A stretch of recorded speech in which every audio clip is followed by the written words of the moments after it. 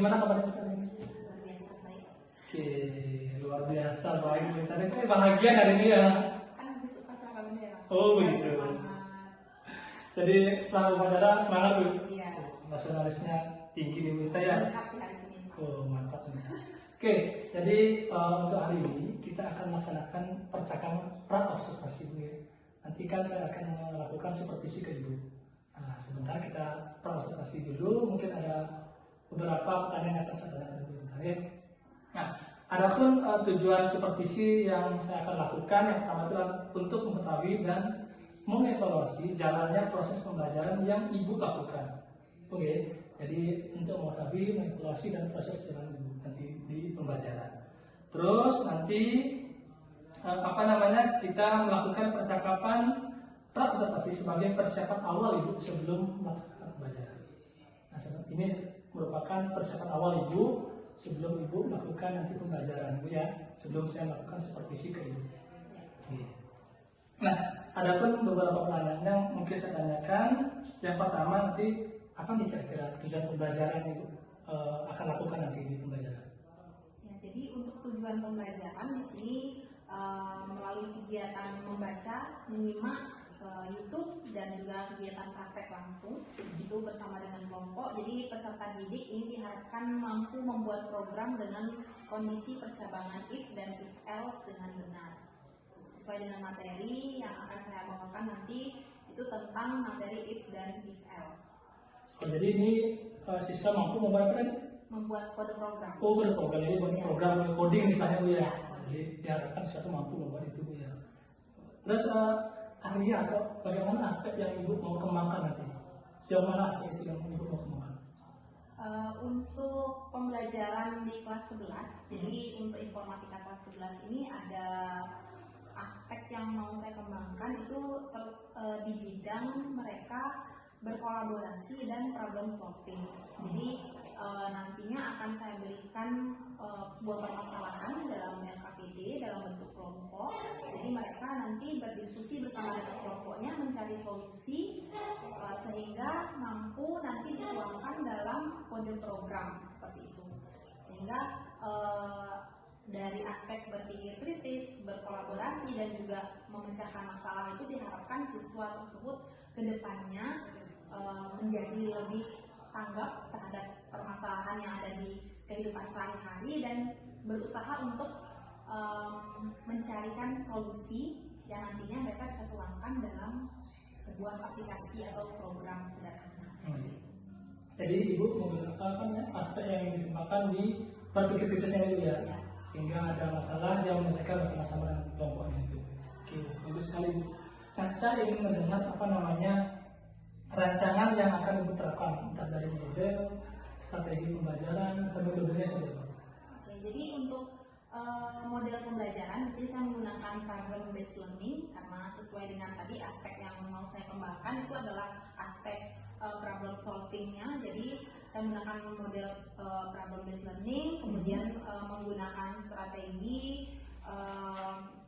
kolaboratif learning dan dipadukan dengan metode diskusi kelompok serta praktek langsung pembuatan kode program seperti itu. Oke, jadi Ibu menggunakan PBL ya, problem based learning, terus ada kolaborasinya untuk diterapkan nanti pembelajaran. Oke, mantap Ibu. Nah, lanjut Bu. Nah, bagaimana dengan media pembelajaran yang Ibu akan gunakan dalam pelajaran nanti? Ya, untuk media, di sini saya menggunakan 3. Jadi yang pertama itu saya membuat slide PowerPoint yang nantinya bisa disimak bersama oleh siswa. Kemudian saya juga menyediakan link YouTube bagi siswa untuk siswa-siswa yang lebih cenderung mampu menyerap informasi itu dengan menonton tayangan seperti itu dan juga dengan fasilitas modul yang mereka miliki seperti itu Pak. Oh, jadi 3 media, ada PPT-nya, ada link YouTube video ya, terus ada modulnya itu teksnya ya. Ya. Oke, betul sekali Bu. Nah, lanjut Bu, pertanyaan berikutnya. Nah, kira-kira nih kapan Ibu akan melaksanakan pembelajaran di kelasnya? Di kelas apa, jam berapa Bu? Sesuai dengan jadwal, jadi saya akan mengajar di kelas 11 itu di hari Jumat jam ke-34. Jumat jam Jam 3. ke-34. 2 jam pelajaran. Di kelas Kelas 11. kelas 11 ya. Oke, Jumat jam 34 kelas 11. Oke, Bu. Jadi nanti saya akan masuk di hari Jumat jam 34 di kelas 11. Saya akan mengamati Ibu dalam proses pembacaan, Bu. Nah, jadi nanti ada Ibu mengajar seperti biasa, saya hanya supervisi Ibu. Ya, Bu ya. Oke. Nah, sebelum kita akhiri, kira-kira apa nih yang kita dapatkan dari percakapan kita kali ini? Jadi dari percakapan pagi ini saya mendapatkan gambaran kira-kira dari RPP yang sudah saya rancang ini mungkin ada beberapa hal yang saya kelupaan, jadi mau saya tambahkan lagi itu, kemudian saya ingin memantapkan lagi di LKPD-nya seperti itu. Oke, bagus sekali, Bu. Oke, Bu, jadi untuk observasinya kita cukup sampai di sini.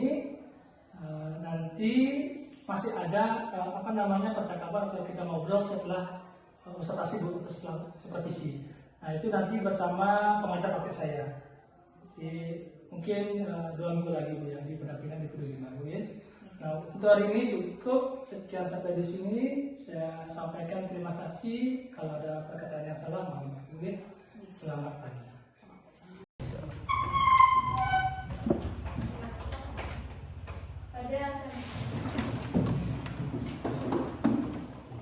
Aturan penerimaan. Om Swastiastu. Sebelum memulai pembelajaran, marilah kita berdoa. Berdoa dimulai.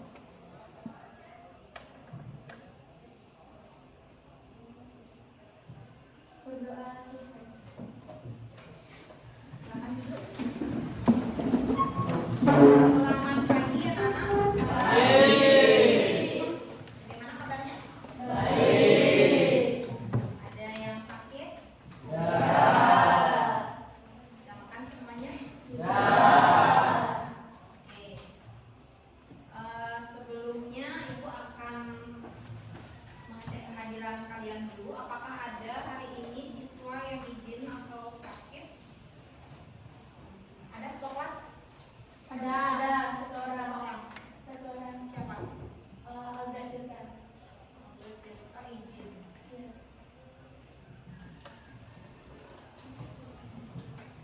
Ya, sebelum kita mulai kegiatan pembelajaran, Ibu akan mengingatkan dulu kesepakatan kita ya. Jadi tolong bagi yang merasa di sekitar tempat duduknya, kalau masih ada sampah makanan, ya tolong diambil dulu, disimpan di kolong meja. Ya, nanti dibuang di saat jam istirahat. Ya. Kemudian Ibu ingin mengingatkan kembali juga ya, anak-anak selama kegiatan pembelajaran tolong partisipasinya untuk tertib, kemudian untuk aktif bertanya jika memang ada yang kurang pahami atau menjawab jika Ibu berikan kesempatan anak untuk menjawab. Ya. Jadi tidak ada yang mengganggu teman-temannya dalam proses pembelajaran. Bisa dipahami? Baik, jika bisa, Ibu akan lanjutkan pertemuan kita minggu lalu, ya. Nah, mungkin ada yang masih ingat. Terakhir kita membahas tentang apa? If sama if else. If dan if else. Ya, ada yang masih ingat bedanya if sama if else?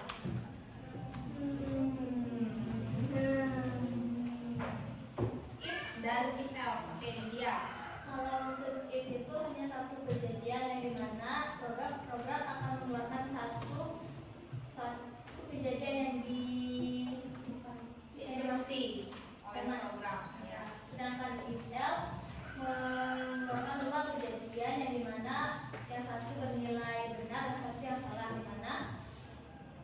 dimana kedua masalah ini yang mana benar itu yang akan dikeluarkan. Oke.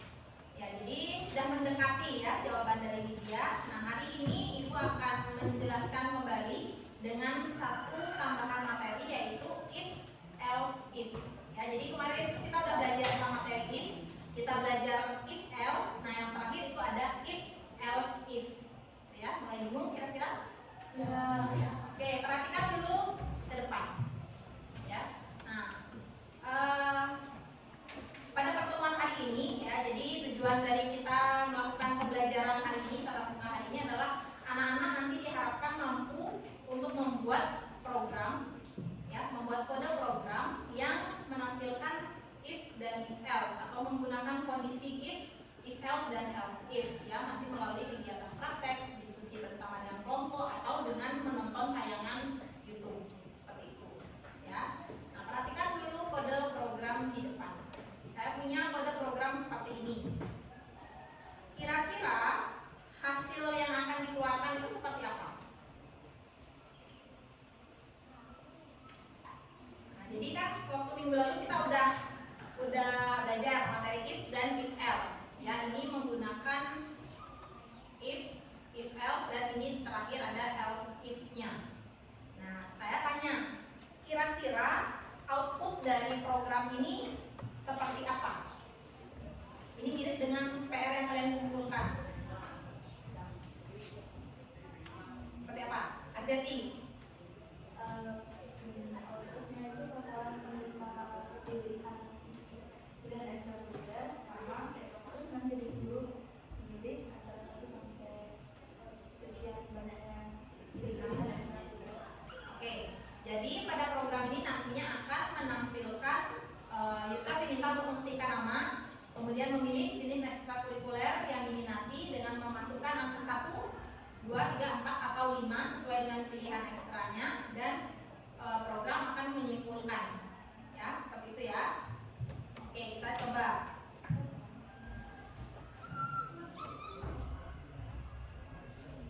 Saya contohkan di sini namanya adalah Nita. Kemudian mengetikkan pilihan, pilih 1 sampai 5, yaitu yang ketiga. Maka program akan menampilkan kesimpulan nama saya Nita, ekstrakurikuler catur. Seperti itu ya.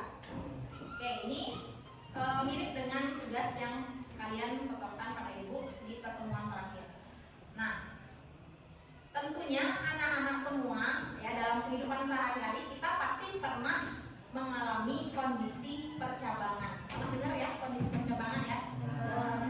Adalah suatu kondisi di mana kalian harus memilih antara beberapa pilihan yang disediakan, apakah 2, 3, dan seterusnya. Kalian disuruh memilih salah satunya pasti, ya. Nah, jadi itulah disebut dengan kondisi percabangan. Dalam kondisi percabangan ini, ya, sebenarnya ada 5. Kalau anak-anak perhatikan di materi yang ibu share di grup WA itu ada 5 ya, 5 kondisi percabangan.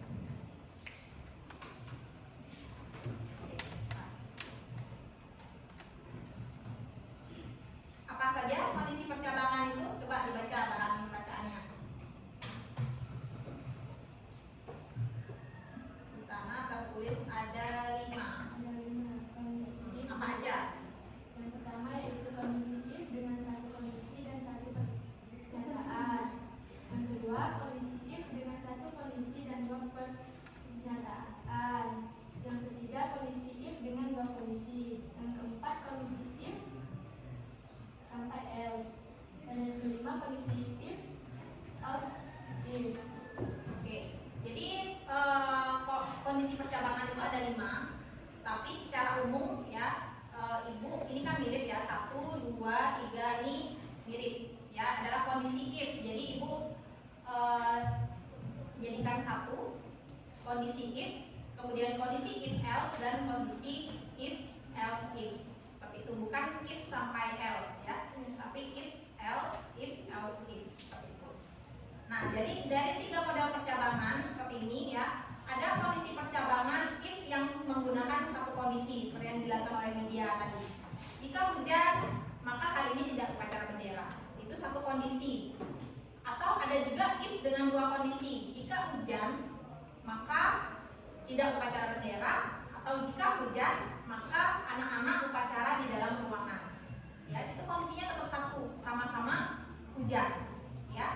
Nah, kalau yang 2 kondisi, artinya kondisi 1 sama kondisi 2 itu berbeda.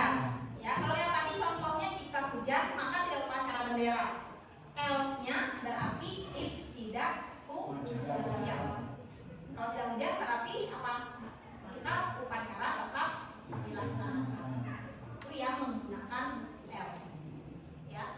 Jadi if itu digunakan apabila kita ingin membuat sebuah kondisi, boleh satu, boleh lebih, tetapi dia kalau if itu boleh ada satu kondisi dengan banyak pernyataan. Ya, jadi kalau hujan kan pilihannya ada banyak. Boleh tidak upacara, apakah siswa upacara di dalam ruangan atau apa, seperti itu ya. Tapi kalau ada else, maka kondisi if yang bernilai false di awal itu akan dilewati, kemudian dia akan mencari nilai true. Sampai nilai true itu ketemu, maka kondisi maka program akan terus berjalan. Ya. Nah, yang ketiga, percabangan lebih dari dua kondisi atau if else if. Kalau yang di buku paket kalian itu ada contohnya adalah program segitiga. Ya, coba diperhatikan dulu ya yang ada di buku kalian. Ada program segitiga seperti ini. Nah, jadi di awal itu kan sudah ditentukan teorema segitiga. Ya, bagaimana yang disebut dengan segitiga sama kaki, sama sisi, segitiga sembarang, dan yang bagaimana yang tidak termasuk segitiga. Itu kan sudah ada aturannya, ya. Kita tidak bisa membuat-buat. Nah, berdasarkan teorema tersebut kita membuat program. Ya, di sini jika kita menggunakan if, nah coba kalian perhatikan kondisi if yang di depan. Ini semuanya menggunakan if, tidak ada else. Misalnya, kalau saya ada menginput kalau saya ada menginput angka yang dibaca sebagai segitiga sembarang dan bukan segitiga, maka dia akan menampilkan dua jawaban, yaitu segitiga sembarang dan bukan segitiga. Tetapi kalau dia menggunakan else if, jadi kondisi yang sudah bernilai true itu satu aja yang dipilih, meskipun ada kondisi yang kedua itu dia jawabannya sama. Misalnya gini, apabila hujan maka upacara bendera, tidak upacara bendera.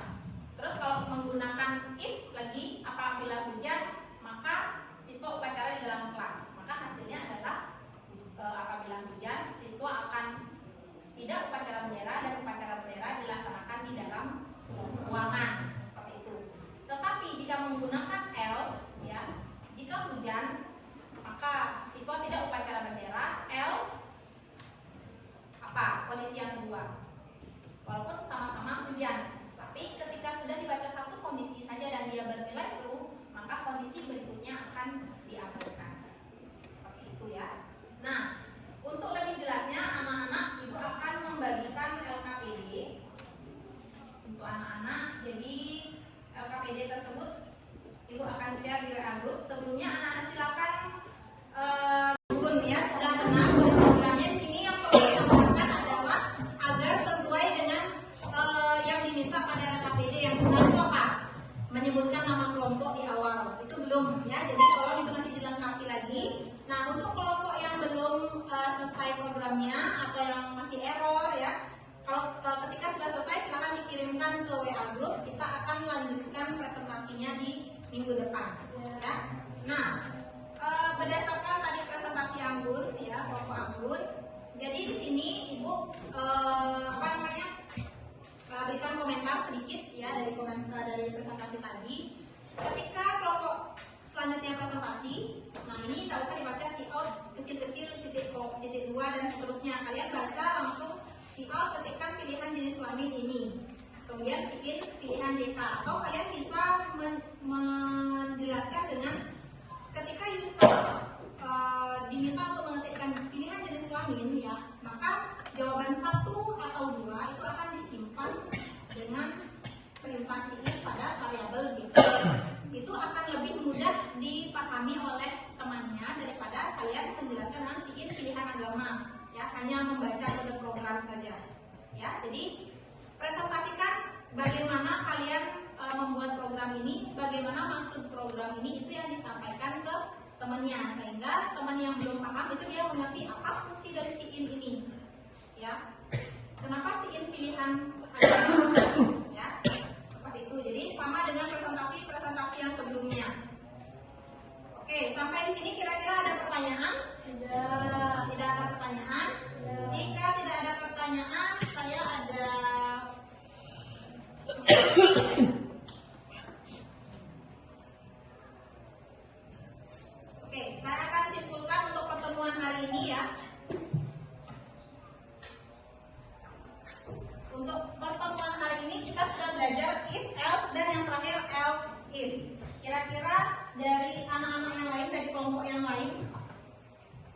menyimpulkan apa sih sebenarnya else if ini ya. Kalau terima paket kan kita udah if dan else. Sekarang else if ini apa? Nah, katakan praktek yang sudah kalian lakukan. If else if ini fungsinya apa? Oke, kita simpulkan bersama-sama. Kondisi if else if digunakan untuk coba lihat bahan bacaannya mungkin tadi kalian sudah berhasil membuat kode programnya. Saya menggunakan else if.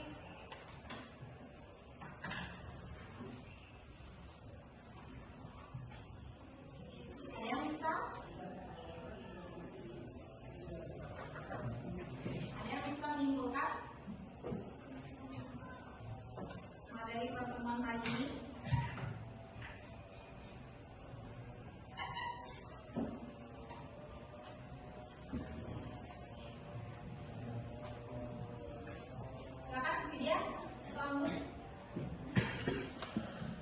Kelompok yang sudah presentasi mungkin ya, karena sudah berhasil menyelesaikan program.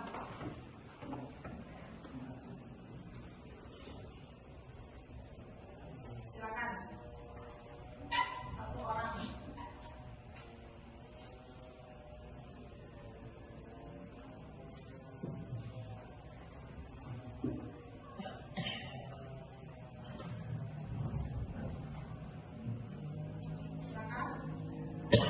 Apa yang membedakan layar ininya?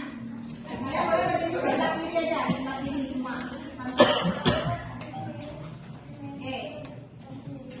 Yang lainnya yang masih kebingungan, silakan kalian simak presentasi dari kelompok anggun silakan.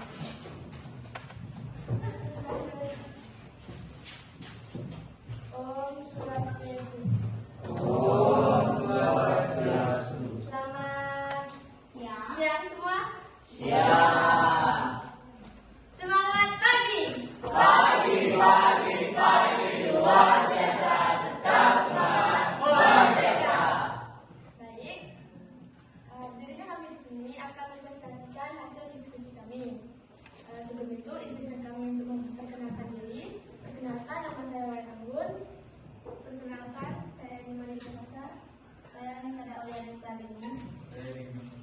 Dan saya Adi Senja. Baik, langsung saja ke presentasinya.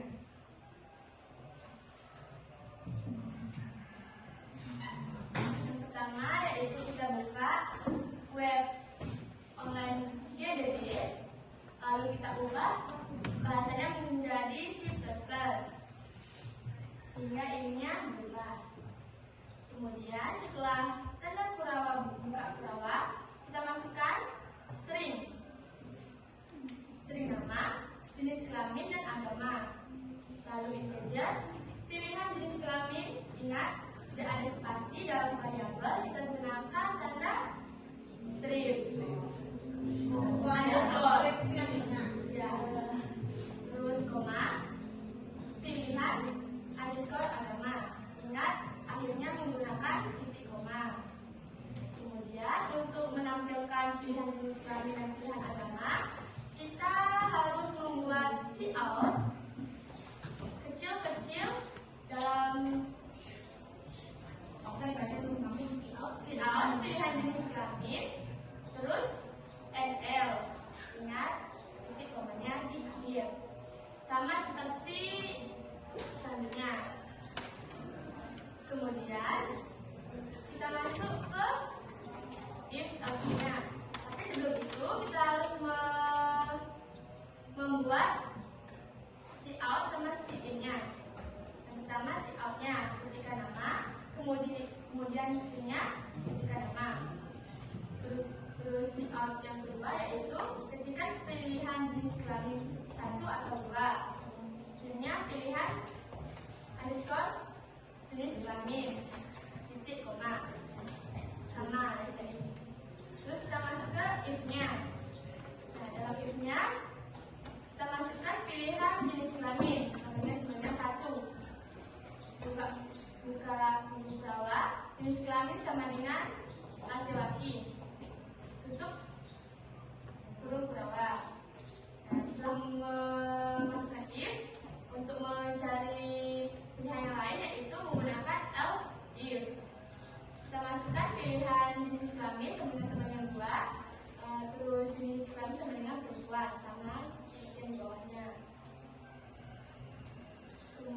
Kemudian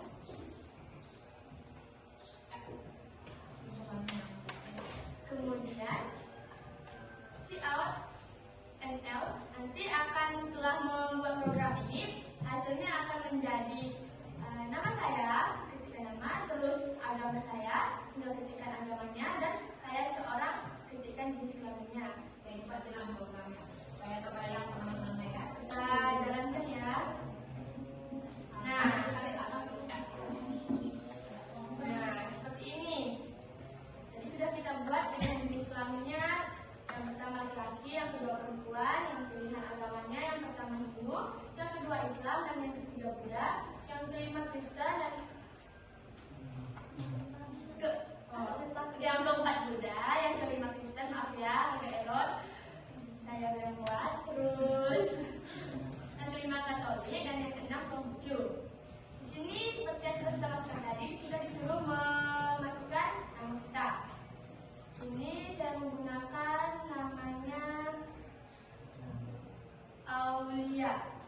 Kita enter. Nah, langsung ke ketikan pilihan jenis kelamin 1 atau 2.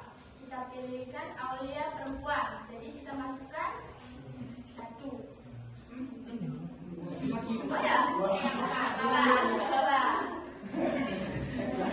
Sepertinya sudah mulai lelah ya. Lanjut ke ketikan agama 1, 2, 3, 4, 5 atau 6 tadi. Kita masukkan agamanya apa? Hindu. Misalnya yang Hindu sih. Terus enter. Nah, di sini akan menampilkan akhirnya yaitu nama saya Aulia, agama saya Hindu, saya seorang laki-laki. Oke, tepuk tangan dulu untuk jadi meskipun sedikit agak error ya dalam memasukkan, tetapi kode programnya sudah benar. Ya, ketika dia user mengetikkan pilihan jenis kelamin 1, maka yang muncul adalah laki-laki, sudah benar. Ya, yang salah itu kalau dia mengetikkan 1 yang keluar perempuan. Ya, berarti kondisi if-nya itu tidak sesuai ya. Jadi harusnya pilihan 1 maka dia harus laki-laki. Meskipun Aulia ini perempuan ya. Nanti protes sama Andrew. Oke ya, silakan dulu untuk kelompok 1. Baik, kita tepuk tangan sekali lagi untuk kelompok 1. Sekian presentasi dari kami. Mohon maaf bila ada salah kata. Kami akhiri dengan suara Santi. Om Santi Santi Santi Om. Anak-anak akan memberikan pilihan dalam 2 kondisi. Sedangkan if else if digunakan ketika apa? Digunakan untuk membuat program dengan lebih dari 3 kondisi. Ya, seperti tadi kalau yang jenis kelamin kalian bisa menggunakan else. Tapi kalau mau pakai else if boleh. Misalnya ada pilihan yang ketiga. Ya, jadi kalau lebih dari 3 sampai lebih itu bisa menggunakan else if. Ada kondisi yang tidak terpenuhi. Bila kondisi 1 tidak terpenuhi atau bernilai false, maka dia akan lanjut ke kondisi yang kedua, ke else if yang kedua. Ketika kondisi kedua itu bernilai false, juga dia akan mencari kondisi yang ketiga sampai dia ketemu kondisi yang bernilai true. Sampai pilihannya sama dengan sesuai dengan yang diinput kayak tadi 1 pilihan JK. If pil JK sama dengan 1 kan gitu. Ketika tadi Ambil mengetikkan pilihannya 1, ketika 1 sama dengan 1 bernilai true, maka akan dicetak laki-laki seperti itu. Ya. Oke, else if itu digunakan untuk yang lebih dari 3 kondisi. Kalau if else digunakan untuk 2 kondisi. Apabila if saja itu digunakan untuk 1 kondisi. Oke, paham sampai di situ ya? Bisa dipahami. Nah, yang terakhir sebelum kita akhiri, Ibu sudah share di grup WA juga refleksi untuk kegiatan pembelajaran hari ini berupa Padlet. Silakan diisi ya refleksinya.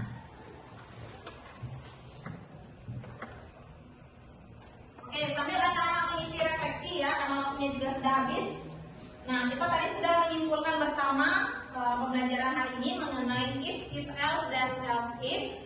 Dan minggu depan kita akan lanjutkan presentasi dari kelompok 2, 3, dan 4 ya. Jadi untuk kelompok yang belum menyelesaikan atau yang tadi masih error, silahkan diperbaiki ya. Kalian kirimkan link kode program yang sudah kalian buat itu ke grup WA.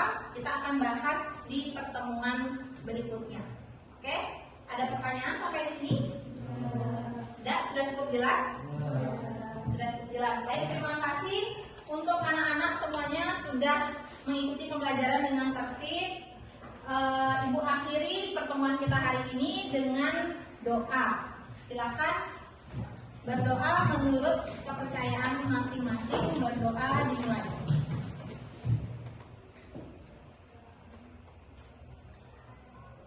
Berdoa selesai. Oke, silakan ketua kelas. Ada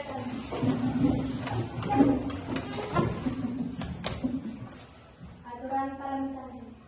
Om Santi Santi Santi Om. Terima kasih Bu. Terima kasih semuanya. Selamat beristirahat. Ya. Oke, selamat pagi Bu Palupi sebagai pengajar praktik saya. Selamat pagi Bu Mita, rekan saya yang kemarin saya sudah observasi Bu ya. Kurang lebih 2 minggu lalu pertama kita melaksanakan pra observasi, terus yang kedua saya melaksanakan observasi dalam proses pembelajaran Ibu. Nah, sekarang kita bertemu kembali dalam kegiatan pasca observasi. Jadi ada pertujuannya ini setelah pasca observasi untuk mengetahui sejauh mana proses pembelajaran yang Ibu sudah lakukan kemarin. Sebagai bahan evaluasi juga Bu ya, sebagai perbaikan proses pembelajaran yang nantinya juga akan berdampak kepada murid kita. Oke, mungkin sebentar saya akan menanyakan beberapa pertanyaan terkait dengan jalannya pembelajaran kemarin Bu ya, selama observasi. Nah, yang pertama, saya ingin tahu perasaan Ibu terkait dengan kemarin setelah kegiatan observasi kelas yang saya laksanakan. Setelah kegiatan observasi ya Pak. Di observasi itu gimana perasaan Ibu? Oke. Jadi selama dilakukan observasi itu saya ngerasa lebih percaya diri aja ya. Karena dari sebelum kegiatan observasi itu kan kita sudah sempat melakukan pra observasi itu, di mana Pak Putu juga sudah memberikan bimbingan, kemudian memberikan masukan juga untuk saya apa yang perlu saya siapkan untuk kegiatan pembelajaran yang bisa mendukung semua kebutuhan siswa. Jadi seperti itu, sehingga ketika observasi itu saya merasa lebih percaya diri bahwa saya sudah menyiapkan kontennya dengan baik, kemudian fasilitas pendukung seperti mungkin link YouTube, jadi yang bisa memfasilitasi kegiatan belajar siswa itu sudah saya siapkan seperti itu. Jadi lebih merasa sudah yakin seperti itu. Jadi karena sudah dipersiapkan dengan matang, jadi Ibu merasa lebih percaya diri gitu. Ya. Baik sekali. Nah, mungkin bisa diceritakan kembali area atau aspek yang Ibu kembangkan kemarin, terus tahapan sebelum melaksanakan proses pembelajaran, strateginya atau metodenya yang Ibu gunakan dalam pembelajaran kemarin. Ya, jadi untuk kegiatan pembelajaran kemarin itu saya menggunakan model pembelajaran problem based learning ya, dengan metode diskusi, dengan metode praktek juga terhadap siswa. Kemudian hal-hal yang saya persiapkan itu seperti LKPD tentu yang pertama, kemudian yang kedua itu saya menyiapkan PowerPoint untuk presentasi, ada juga link YouTube. Jadi untuk siswa ketika mereka menghadapi kendala dalam proses menyelesaikan LKPD bersama dengan siswa, mereka bisa menonton YouTube juga seperti itu atau dengan bertanya langsung dengan saya. Kemudian tujuan pembelajaran ya. Tujuan pembelajaran itu yang saya ini lakukan minggu lalu itu adalah melalui kegiatan praktek dan diskusi kelompok, itu siswa dapat membuat sebuah program if else seperti itu, program sederhana dengan materi if else dengan benar. Jadi tahapan itu sudah dari membuat modulnya dulu ya, itu sudah dilaksanakan, terus ada medianya itu sudah berdiferensiasi dari teksnya, dari videonya kan begitu ya, sesuai dengan kebutuhan siswanya. Terus ada strateginya diskusi kelompok langsung untuk anak-anak. Terus ada tujuan pembelajaran itu murid itu mampu membuat coding ya, kode program. coding, pembelajaran coding dengan if dan if else. Oke, baik, terima kasih Bu. Nah, menurut Ibu sejauh mana adanya pengembangan yang sudah Ibu kemarin sampaikan itu tercapai atau berhasil atau belum? Jadi ada, kalau tidak salah ada 3 aspek kemarin yang saya rencanakan untuk bisa dikembangkan. Yang pertama itu ada tentang berpikir kritis, kemudian yang kedua itu menyelesaikan masalah atau problem solving, yang ketiga adalah berkolaborasi. Nah di sini yang saya lihat yang sudah tercapai itu adalah bagian berkolaborasi, karena mereka kan berdiskusi, memecahkan permasalahan di dalam LKPD itu bagaimana caranya untuk membuat kode program sesuai dengan yang diminta pada LKPD. Jadi mereka berkolaborasi, saling berdiskusi, memberikan masukan ya, jadi seperti itu untuk bisa menyelesaikan LKPD.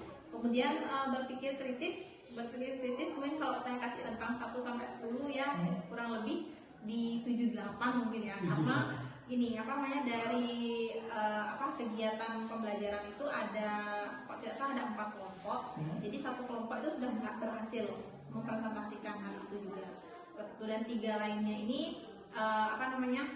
masih belum selesai. Jadi ada yang masih error programnya seperti itu, dan mereka kekurangan waktu, lebih karena kekurangan waktu sehingga mereka belum benar-benar bisa menyelesaikan errornya gitu.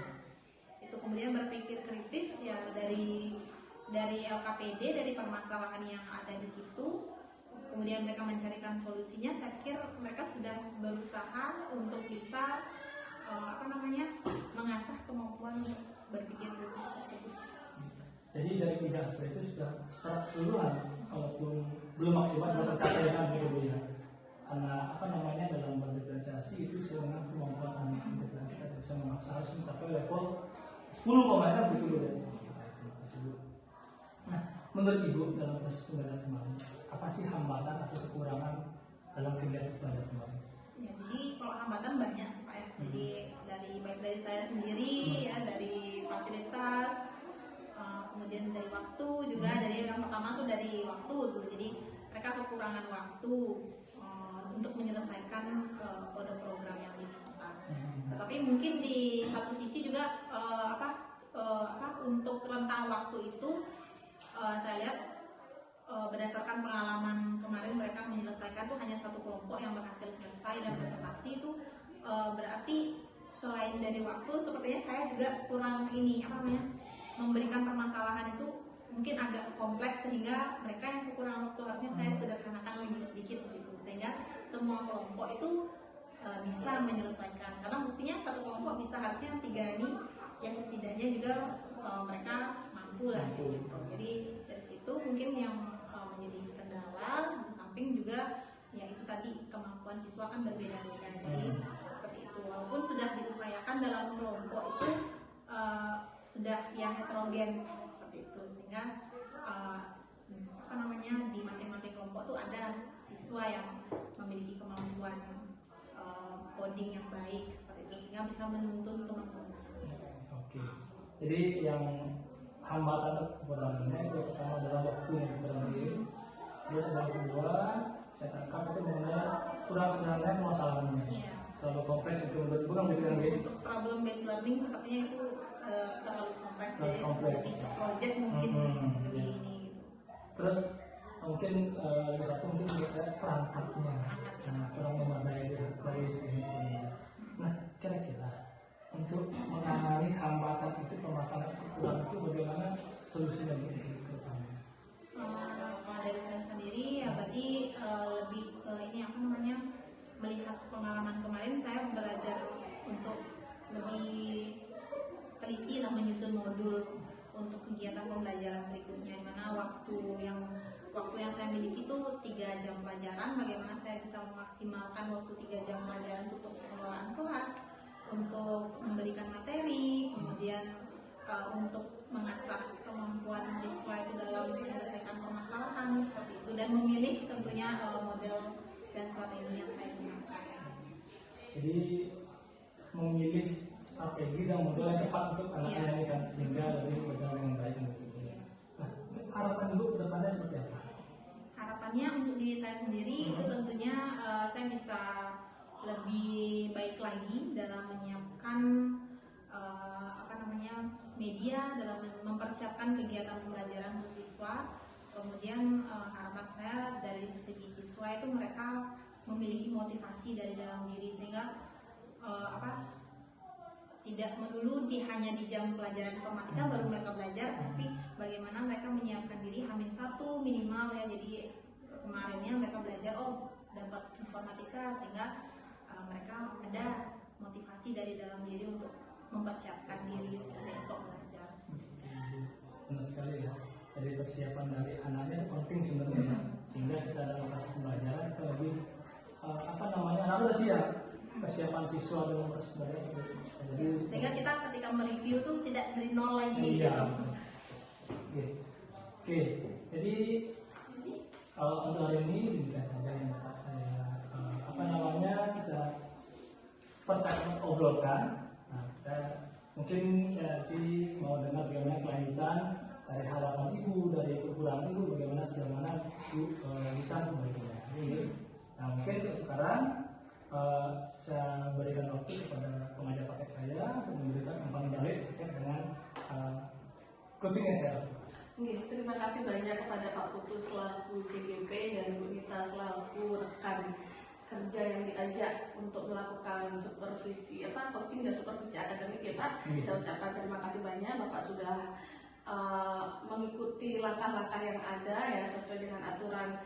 Kemarin kan Bapak sudah melakukan pra-observasi terlebih dahulu, kemudian dilanjutkan dengan beberapa hari kemudian Bapak melakukan observasi kepada Bu Nita di dalam kelas, dan akhirnya kita sampai pada tahap ini untuk sama-sama melakukan pasca observasi. Saya perhatikan Bu Nita juga sudah mampu mengeluarkan unek-uneknya apa yang dirasakan ketika ibu itu disupervisi ya, kemudian apa yang ingin dikembangkan lagi, kekurangannya apa, hambatannya apa, dan itu semua juga sudah berhasil ditanyakan oleh Pak Putu. Dan saya harapkan kedepannya ini bisa lebih baik lagi, kita sama-sama mengetahui kekurangan kita ya, supaya kebaikan atau kelebihan yang bisa kita pakai ini bisa bermanfaat untuk siswa. Mungkin dari saya demikian, terima kasih, saya kembalikan kepada Pak. Ya, baik, terima kasih kepada Ibu Lutfi sudah memberikan kembali. Mungkin kali ini sekian yang dapat saya sampaikan. Kita tutup kegiatan ini dengan